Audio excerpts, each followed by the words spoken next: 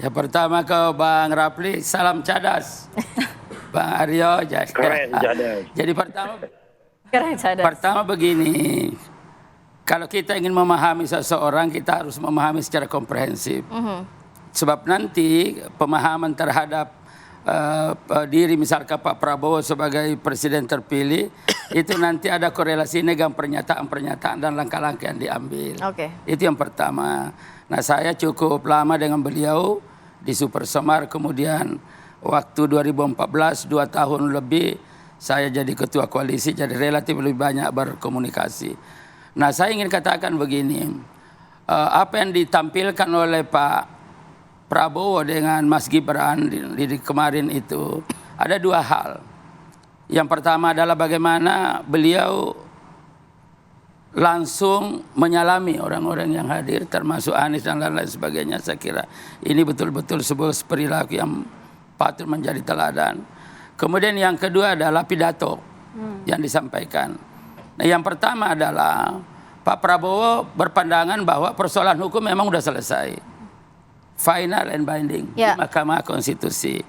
Tetapi masalah sosial politik ini belum selesai. Ini perlu langkah-langkah konsolidasi.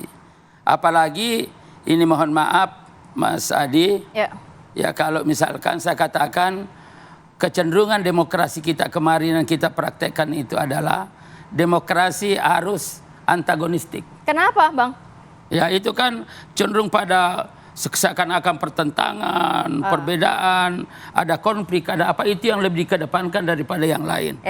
Nah, mestinya segera setelah selesai persoalan hukum, secara serta-merta perubahan perilaku dan arah orientasi pergerakan kita betul-betul satu kesatuan yang utuh.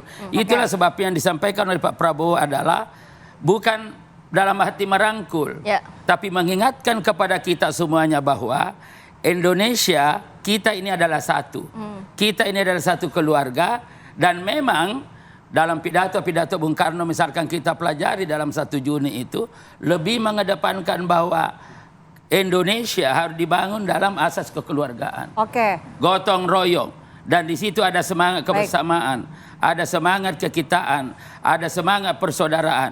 Tetapi karena ini masalah sosial ya Mbak Rati, Mbak Pena, ini adalah perlu proses. Nah, kan ini adalah proses, perlu konsolidasi. Nah, itulah sebabnya maka ajakan dan lain-lain sebagainya. Nah, persoalan dan kemudian yang kedua disampaikan kemarin dalam rangka untuk mengkonsolidasikan itu, sejatinya kita konsisten, dan saya kira salam cadas ini setuju, secara konsisten kita mengedepankan ya politik gagasan. Jadi ide dan gagasan sebagai instrumen kita untuk apa?